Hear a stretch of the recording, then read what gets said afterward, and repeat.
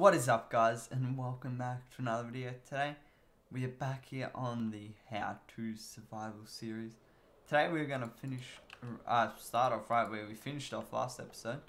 Jeez, saying the wrong words there. Yeah, so last episode we didn't get to finish the Enderman farm, but came very close. So just got a few more things to do. And where I'm at currently is I had to get a name tag. That was the main thing that I had to get. And I was looking through a few dungeons in the area using chunk base, but had no luck. So instead, I came down to my villagers and decided to level up one of the librarians. I think this guy, yep. And now he trains me name tags for 20 emeralds. So I bought one of those, and now I have a name tag for the endermite, so it does not despawn. But anyway, let's go back to the end and see how to finish this farm. Okay, so as we fly on over to the farm here, I'm going to quickly say what I'm trying to do, because it might be a bit confusing if you don't know how Enderman farm works.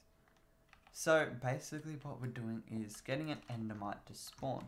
The reason for that is because endermen are drawn to endermites. And that way we will be able to get all the endermen coming to this area. But if I have some wood, and I do, we'll have to make a few trapdoors first, actually, because I'm just going to make the infrastructure as to what we're going to need for the endermen to actually be lured. So they're going to fall here in the end, so it has to be 3 high, and this is good. So if we got this height here, then we will have some slabs here, something like this. Then we'll probably raise this roof a bit, but eventually we will have the AFK area right here. So if I just raise the roof, this is what it will look like at the end. So we'll just be sitting here AFKing, and they can't hurt us unless we stand too close. But the thing, I'm not sure if I've covered in a past episode, but if you have trapdoors like this, but you leave them open, mobs still think they're like this and they can walk right over it, but they obviously cannot, and they will fall down. Alright, so just remember, actually these have to be slabs and not full blocks, because we got to place some carpets on top of here. So if we just craft up some slabs, this won't be enough, but we just do it like that there, and then that will give us enough headroom to stand nicely, and it will also allow us to place the carpets on top. Anyway, so now to place the carpets, we gotta do this, so all around like this, but then we go higher in certain areas, and the endermite will be sitting here eventually, and now we just gotta spawn it in, and I'll show you how to do that now. Okay, so first of all, before we think about spawning in the endermite, we gotta name our name tag to anything we like. And I'm not very creative, so I'm just gonna make it XP farm. Yes, there we go. We got a name for our guy, and this guy is spawning, don't know where. There's obviously a spawnable space somewhere, and probably on top of one of these. So we can spawn proof that later on. But for now, actually, I'm probably going to want to kill this guy, because otherwise he might attack the endermite, and that would not be ideal. Where did he teleport to? Okay, he's gone apparently. I'm gonna see if I have any torches anyway. I do not. But, yeah, we will have to spawn proof these, and there is a way I can actually do this without torches. I will just have to make some slabs. You can alternatively make pressure plates or buttons. But if you place bottom side slabs, then this stuff will not be spawnable, except this area needs to be able to move up and down, so I'll just place a slab here for that one. Endermen shouldn't be able to spawn there, even though the light level is still low. Also, this block doesn't have to be here, so I can break that. And also these blocks do not have to be here, so I can break all those. Alright, looks like all our spawnable spaces are removed now. Now we can get the Enderman. So, once again, the way I do this is by first of all getting some rails that I seem to have left here. And just get these 3 in your hotbar. You're also going to need some ender pearls, because that is how you get them to spawn. It's a very annoying way to do this, but I believe this is the only way to be able to do it. But I just normally go a couple higher than this wool and then make a little bit of a platform here. And I also tend to encase it too high because the endermen are really tiny. They're the same size as silverfish, I believe. But I just normally do this so the enderman can, the endermite rather, cannot escape once we get him. But then I just normally do some rails like that, and then just start throwing some ender pearls and waiting to see if this guy spawns. Ah, here we go. We got him nice and quickly. Alright, he's got to get close enough. If we do that, hopefully we should be able to get him. There we go. Got him in the thing, and he is named. Perfect. I expected to have to go get more ender pearls, but now it looks like we got lucky. Alright, so now what we want to do is just build out a bit further, and then give this guy a bit of a push. And I should probably use my shield. Make sure you don't have thorns when you're dealing with mobs, because it can kill them. But this guy is nice and close there now, and he's there. But we probably will want to push him back just a bit, just to be safe. So if I grab my shield again, I should be able to just push him like this, and then there. Should be good there. Now all I'm going to have to do is break all this stuff here that I built, and then build up some more carpets around him. Okay, so now for the placement of the carpets, just go up 2 higher here, and then just all around 2 higher. It might be a bit tricky to place here sometimes. Looks like I got lucky with the placement. So 2 high everywhere. And then I should have 1 extra. But doesn't look like I do. I can just steal 1 from here. Actually, no, I know why I don't have 1 extra. Because in my other world where I counted how many I had a block here or something. I don't know, I'll just place it there because it doesn't make a difference. Alright, there we go. But the reason I need 6 more of these is to put on top of these hoppers here. Because I will be putting the hoppers here so the ender pearls will go into the sorting system, or storage system rather. And then I just place them there so we don't get any spawns. And it's all nice and good. But now we should be just about ready to test out the farm. But first, I'm going to make sure everything's spawn proofed and everything's in place, and then we can run the farm. Alright, looks like everything is good. And once we give this button a push, endermen should start coming here, and we should start getting XP and stuff. But hopefully we got some endermen. Here we go. Yeah, look at this. We got tons of endermen. And once we start killing them, should start getting a bunch of XP.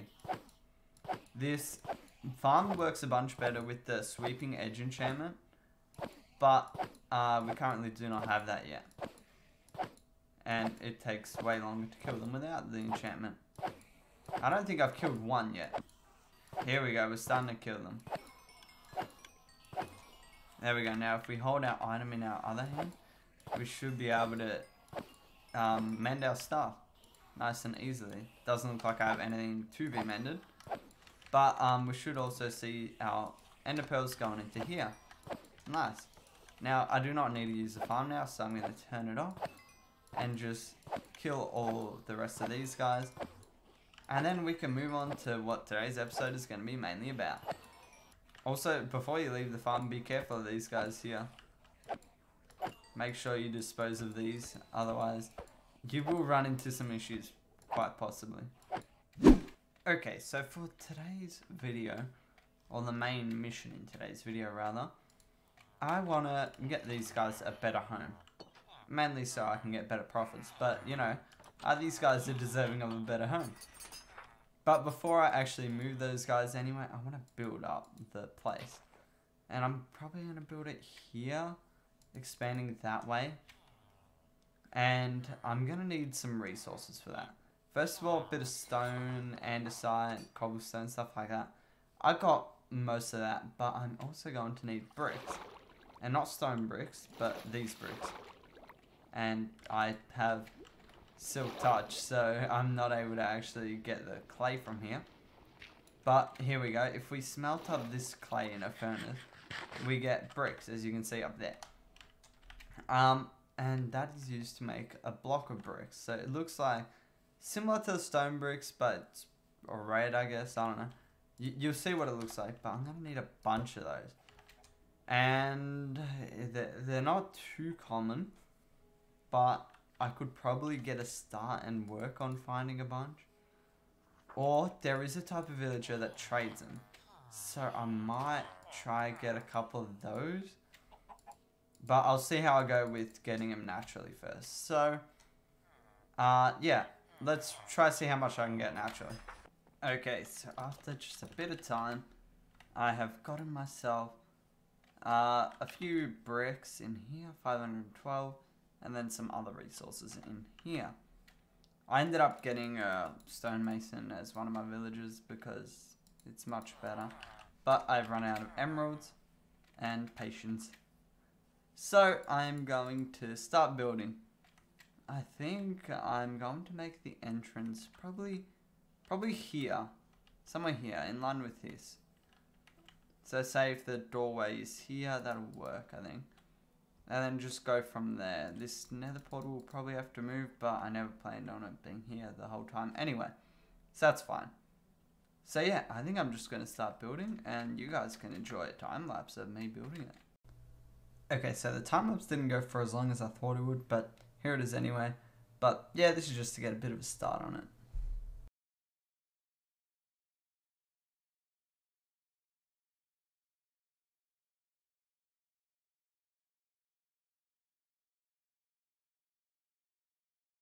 Okay, so I made a bit of progress so far with just a bit of a wall here. I think it's enough to start off with.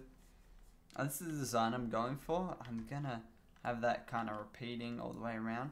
Then I'll probably have similar but different on top, and then a roof on top of that. But I've also made a little bit of a redstone door here. If you click this, it'll open up, and I'll probably be adding another note block here to open it from the inside. But yeah, it's nice open and closing. And I'm also planning to make this so you have to like hoe the ground. And yeah, I think that'll be quite a cool idea. But I'll probably get sick of that and end up just putting a button there or something. But yeah, for now I'll just put this because it's nice and easy. But yeah, I am going to have to put another one here. So that should be easy enough. I can go through the redstone as well really quickly. It's very simple redstone. All it's really is an observer powering a piston when it detects a change in this block, whether it be a different note on the note block or the hoe on the grass. Then that will pull or retract this, or push or pull rather, which will then send a signal up to here, which if it's in the closed state, it will pull this block out that's flush with the wall. It'll pull it out, and then since there's a bit of a delay for these, then it'll pull that back. And the reason there's an extra on here is just so we can put blocks here so it looks better from the inside. But yeah, I think now it's time to start working on the inside a bit. So I'm gonna do a bit of work on that and then see how we go. Okay, so with a bit of work done to the inside, well, I say inside, but currently there's no roof and no walls, but the inside, let's call it still. Now I can actually start getting some villagers in here. And apparently a wandering trader decided to stop by. Where is he? Oh, it's just his llama. Maybe he's in... Oh, he's gotten stuck here. Anything useful here? Red dye, but I already have a bunch of that, so that's fine. But the reason I need red dye is because I'm going to be using the same kind of trick down there for the villager pathfinding, and I'm going to use red wool. So I'm going to be using it here. But there's a thing I need to do first before getting villagers in, which is after putting all this stuff in. But I need to get a zombie curing thing. I don't know what to call it exactly, but there's a link to it in the description. It basically uses the idea that if you cure zombie villagers, they will give you cheaper trades once they are villagers. And basically you can keep doing that to get a bunch of cheaper trades. So I'm going to get trades that make 1 iron, 1 emerald. And that'll be really useful in the future. Once we have a bunch of books like enchantment books, more than the ones we have down there. But it'll be really useful. So I'm going to build that up. And also build up this. And then I'm going to start getting some villagers. Probably going to make an automatic breeder as well. But see how I go. Okay, so quite some time has passed. And I've done quite a lot. So first of all, I have done all this in here. Just kind of decked it out a bit. These are where the villagers are going to be staying. Whatever, that's really not the main part that I've done. But if I look on over here, yeah, it looks like a bit of a monstrosity, but the main thing is its function. So this right here is a villager breeder. So there is a villager up top. If we can get on over here. Right here. It has to grow up first, and then it'll get a profession and start getting these crops. And then once its inventory is full, it'll start throwing to these guys. But then what will happen is these guys will breed, and the baby villager will go down to here. At which point, when they grow up, I'll put a minecart in there, and then it will go up into here, into this system here. That goes to this zombie, and then this zombie will make it into a zombie villager, which will then get splashed with a weakness potion, which then I feed it a golden apple. At that point, I will then feed it into the area over here. Now this is going to take a while, and probably won't have enough resources to do a lot because golden apples are expensive. Probably will be setting up a gold farm in next episode, just a kind of cheap one, just simple. But yeah, I think I'll be setting up a gold farm in next episode to be able to continue with this. But yeah, for now, I think I'm going to get some villagers in with iron trades most likely. And yeah, see how much we can get done. A lot. I got a lot done. Yeah, I got 16, I believe, is here. 3, 4, 5, 6, 7, 8, 9, 10, 11, 12, 13, 14, 15. Yes, 16 iron trade villagers, all with 1 iron for 1 emerald. That is really nice, especially once we get a better iron farm.